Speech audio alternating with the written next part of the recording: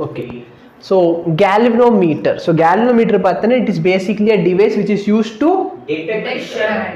detect current, not measure current. See, current வந்து நான் இத வச்சு மெஷர் பண்ணாலும் பெரிய கரண்ட்ல என்னால மெஷர் பண்ண முடியாது. ரொம்ப குட்டியூண்டா போற கரண்ட் பண்ணலாம். சரியா? அது வந்து நான் ப்ராப்பரா உட்கார்ந்து கேலிப்ரேட் பண்ணிட்டு நான் மெஷர் பண்ணலாம். பட் பண்ணாலும் ரொம்ப குட்டியோண்டு கரண்ட் தான் நான் மெஷர் பண்ண முடியும். அதனால கேல்வனோமீட்டரோட மெயின் பர்பஸ் என்னன்னா சர்க்யூட்ல கரண்ட் போகுதா இல்லையான்னு பாக்குறதுக்கு. அதனால தான் பார்த்தேன் உன்னோட மீட்டர் பிரிட்ஜ் எக்ஸ்பெரிமெண்ட்லயும் சரி பொட்டன்ஷியோமீட்டர் எக்ஸ்பெரிமெண்ட்லயும் சரி கரண்ட் போகுதா இல்லையான்னு பாக்குறதுக்கு நம்ம கேல்வனோமீட்டரை யூஸ் பண்ணுவோம். ஏன் அப்படின்னா இது ரொம்ப சென்சிட்டிவ். ரொம்ப சென்சிட்டிவா லேசா கரண்ட் போனோம் டிஃப்ளெக்ஷன் காட்ட ஆரம்பிச்சிடும். சரியா? ரொம்ப சொன்ன நிறைய இருக்கும் இதுக்கு. சரியா? லேசா திட்டினோம் நீ நல்லா ஆரம்பிச்சிடும். அங்கிட்டு கடைசியில் ஒரு கலந்த கலந்து சத்தியா என்ன திட்டினாலும் சரி நம்மளுக்கு கண்ணு கலங்கிடும். அவன் கண்ணு ரெட்டே ஆகாது. அதாவது தண்ணி வராது, சும்மா கண்ணு ரெட்டா தான் கிடக்கும் தூங்காம கொள்ளாம. புரியுதா? அப்ப சென்சிட்டிவ்னா என்ன? காலை கீழே வைன்னு. சரியா? இப்ப சென்சிட்டிவ்னா இப்ப திவ்யா வந்து பிரின்சியா எடுத்துக்கோ. பிரின்சியா லேசா திட்டினா உடனே ஒன்னும் எனக்கு அழுகியா வந்துருச்சுனோ, ஒன்னும் என்ன திட்டினாங்கன்னு அப்படியே வந்துச்சுன்னா சரி நான் திட்ட மாட்டேன், நல்லா பொண்ணு. ஓகே, புரியுதா? ஸோ நல்லா பாரு, இதில் என்ன பண்ணலாம், நான் மெஷர் பண்ணதால எவ்வளோ கரண்ட் மெஷர் பண்ணலாம்? Small current. ஏன்னா ப்ராக்டிக்கலி பார்க்குறப்போ இந்த மாதிரி கேல்வனோமீட்டருக்குள்ள மேக்ஸிமம் எவ்வளோ கரண்ட் போகலான்னா 600 மைக்ரோ ஆம்பியர். 600 மைக்ரோ ஆம்பியர் பூரா உனக்கு பாயிண்ட். புரியுதா? அப்ப எவ்வளவு குட்டியோண்டு ஒரு கரண்ட் இதுக்குள்ள போக போகுது. as a matter of fact LED bulb எரிய வைக்கிறதுக்கு இதை விட அதிகமா கரண்ட் தேவைப்படும். புரியுதா? அப்ப நல்லா பாரு, இது பார்த்தனா எவ்வளோ ஹை சென்சிட்டிவ் டிவைஸ். கரெக்டா இல்லையா? அப்ப ரொம்ப குட்டியூண்ட ஒரு கரண்ட் போச்சுன்னா அதை மட்டும் தான் இது வந்து என்ன பண்ணும், காமிக்கும். ஓகே, அது வந்து நான் சொல்றேன் இதுக்குள்ள எப்படி செஞ்சிருப்பாங்க. ஸோ இது என்ன பண்ணணும், produce large error when corrected in parallel. இது பேரல்ல கனெக்ட் பண்ணனா எரர் தாறுமாறா காட்டும், டிவைஸ் அடி வாங்கி செத்து போயிடும். சரியா? டம்முன்னு அடிச்சு சாகும் இந்த டிவைஸ் தான். இதுல வந்து ஞாபகம் வச்சுக்க வேண்டிய விஷயம் என்னன்னா ஐஜி வந்து இதுக்குள்ளர போகக்கூடிய மேக்சிமம் கரண்ட், அதாவது இதோட மேக்சிமம் கெப்பாசிட்டி. இந்த டிவைஸ்க்குன்னு ஒரு கெப்பாசிட்டி இருக்கும், இவ்வளோ கரண்ட் தான் நீங்க கொடுக்கணும். அதுக்கு மேல கரண்ட்டை கொடுத்தீங்கன்னா டிவைஸ் வந்து அங்கேயே போய் நின்றுக்கும், திரும்பி வராது. சரியா? உட்காந்து தட்டுன்னு எப்படியாவது நடுவில் வந்துச்சுன்னா ஃபைன்ல இருந்து தப்பிக்கலாம். சரியா?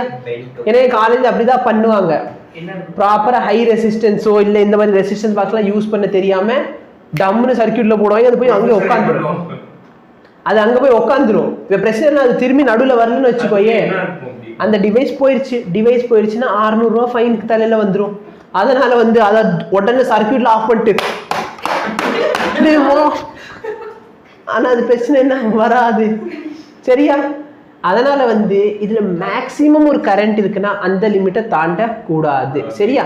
அதாவது அவ்வளோ கரண்ட் கொடுத்தனா இது ஃபுல் டிஃப்ளெக்ஷன் காட்டும். மேக்சிமம் டிஃப்ளெக்ஷன் அவ்வளவுதான்.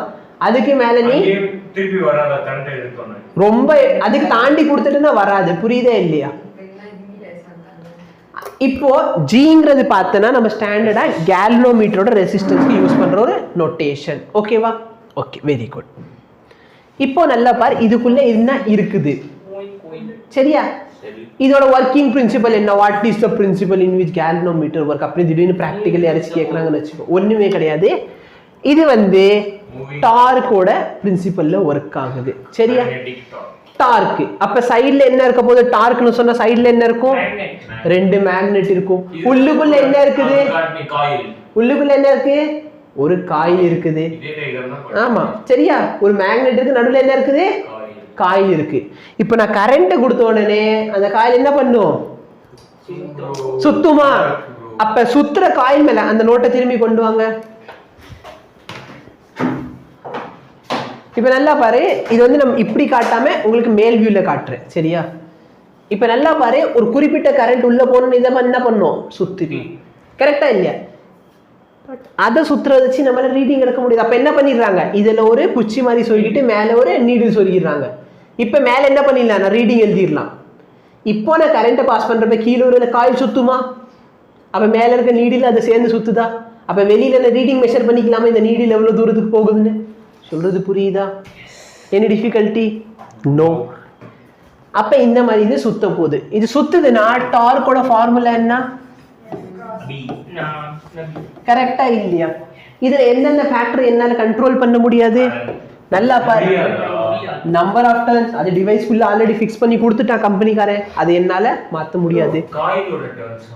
நம்பர் ஆஃப் டர்ன்ஸ் இந்த காயில் மாத்த முடியாது, ஏரியா ஆஃப் காயில் மாத்த முடியும், ஓபன் பண்ணி இப்படி பொளந்துட்டு திரும்பி உள்ளணும். மேக்னெட்டிக் ஃபீல்ட் உள்ள என்ன மேக்னெட் வச்சிருக்கோம் அதே தானே. அப்ப என்னால கரண்ட்டை மட்டும் மாத்த முடியும். கரண்ட் அதிகமாச்சுன்னா டார்க் என்ன ஆகும்? அப்ப நல்லா பாருங்க, கொஞ்சோண்டு கரண்ட் கொடுத்தனா அந்த டிஃப்ளெக்ஷன் வந்து கொஞ்சோண்டு கரண்ட் கொடுத்தா டிஃப்ளெக்ஷன் கொஞ்சோண்டு இருக்கும், நிறைய கரண்ட் கொடுத்தா டிஃப்ளெக்ஷன் நிறைய இருக்கும். சொல்றது ஏன்னா ஒரு சில பேருக்கு வந்து சரியா இங்க இதான் டிஃப்ளெக்ஷன் வச்சுக்கோ. ஏன்னா கரண்ட் வந்து ஒரு சில பேர் வந்து என்ன பண்ணீங்கன்னா மாத்தி கொடுத்துருவோம், பாசிட்டிவ் நெகட்டிவ் மாத்தி கொடுத்துருவோம். அப்ப டார்க் உல்டாவா போகும்.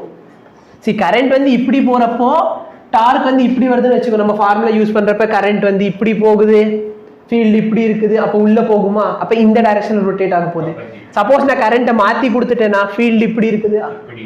சொல்றது புரியுதா? அப்ப நீடில் வந்து உல்டாவா போகும். சப்போஸ் நான் கரண்ட்டை கரெக்டா கொடுத்தா இந்த டைரக்ஷன்ல போகும்போது, உல்டாவா கொடுத்தேன்னா ஆப்போசிட் டைரக்ஷன்ல போகும். இது எல்லாமே நம்ம ப்ராக்டிக்கல்ல செய்வோம். ஓகேவா? ஈவன் வந்து இதை வந்து நம்ம எக்ஸ்பெரிமெண்டா எலக்ட்ரோ மேக்னெட்டிக் இண்டக்ஷன் லெசன்ல யூஸ் பண்ணுவோம். ஓகேவா? எஸ். அப்ப நான் கரண்ட் அதிகமா கொடுத்தா என்ன ஆக போகுது? டிஃப்ளெக்ஷன் அதிகமா இருக்கும். கரண்ட் சரிப்பா, நீ நோட்ல எது எழுதிடாத, எல்லாத்தையும் நான் தான் எழுதணும். இப்போ நல்லா பாரு, நான் கரண்ட்டை ரிமூவ் பண்ணதுக்கு அப்புறம் அது திரும்பி வரணுமா வரக்கூடாதா? பட் வரதுக்கு ஏதாச்சும் ஒரு ஃபோர்ஸ் இருக்கணும். கரெக்டா இல்லையா? அவன் இஷ்டத்துக்கு வராது. அப்போ இந்த இடத்துல பார்த்தேன்னா ஒரு ஸ்ப்ரிங் மாதிரி சுத்தி வச்சிருவாங்க. என்ன சுத்தி வச்சிருவாங்க? காயிலுக்கு மேல ஒரு ஸ்ப்ரிங் மாதிரி சுத்தி வச்சிருக்கான். அப்ப நான் ரொட்டேட் பண்ண இந்த ஸ்ப்ரிங் இப்படி இருக்குமா? அதை விட்ட உடனே ஸ்ப்ரிங் திரும்பி, அதனால தான் அது பேர் ரீஸ்டோரிங் டார்க். அப்ப ரீஸ்டோரிங் டார்க்கோட ஃபார்முலா வந்து k into theta. எங்க படிச்சோமா? force is equal to k into x minus yes. Okay, ஏன்னா நெகட்டிவ் போதுமா? புரியுதா? Okay, very good. Spring constant k வந்து ஸ்ப்ரிங் கான்ஸ்டன்ட். அப்ப நல்லா பாரு, இது ரெண்டுமே ஈக்குவேட் பண்ணிக்கலாமா? நான் ரெண்டுத்தை ஈக்குவேட் பண்ணிட்டேன்னா k into theta is equal to நபி. கரெக்டா?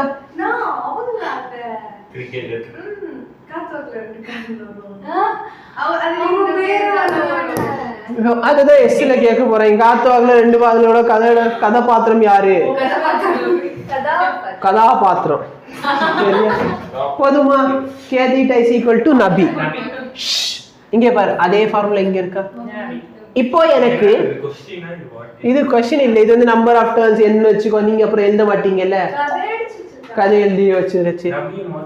இப்ப நல்லா பாரு, எனக்கு தீட்டா அப்படிங்கிறது டிஃப்ளெக்ஷன். கரெக்டா? எவ்வளவு தூரத்துக்கு அது போக போகுது? தீட்டா பை ஐ நான் கொடுக்கிற கரண்ட்டுக்கு அது எவ்வளவு டிஃப்ளெக்ட் ஆகுதுன்னு சொல்லலாமா? தீட்டா பார்த்தா deflection, theta by I deflection per current. அப்போ ஒரு சில டிவைஸ்ல நான் 1 ஆம்பியர் கரண்ட் கொடுக்குறேன், 1 ஆம்பியர் கொடுக்குறேன். யார் அதிகம் சென்சிட்டிவ்? ரெண்டாவது. ஏன்னா ஃபர்ஸ்ட் ஒன்று கொடுக்குறேன்.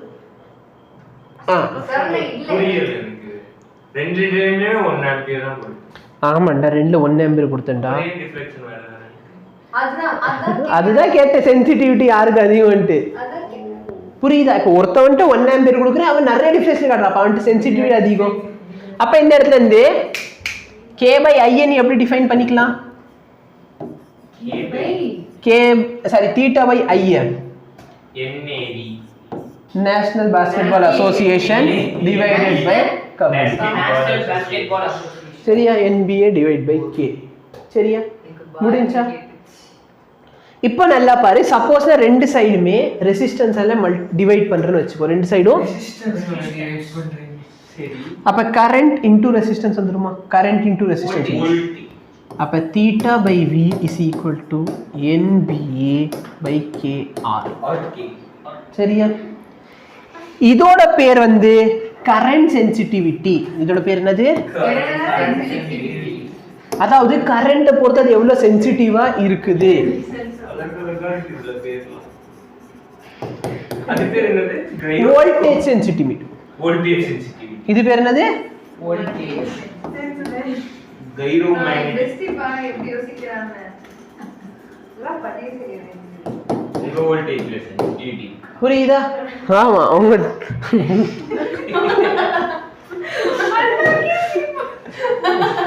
உங்க வோல்டேஜ் சென்சிட்டிவிட்டி இருக்கா? புரியுதா? இங்க இருக்காரு எல்லாமே இந்த இடத்துல இருக்கு. சரியா? Current sensitivity, voltage sensitivity. சரியா? ஓகே.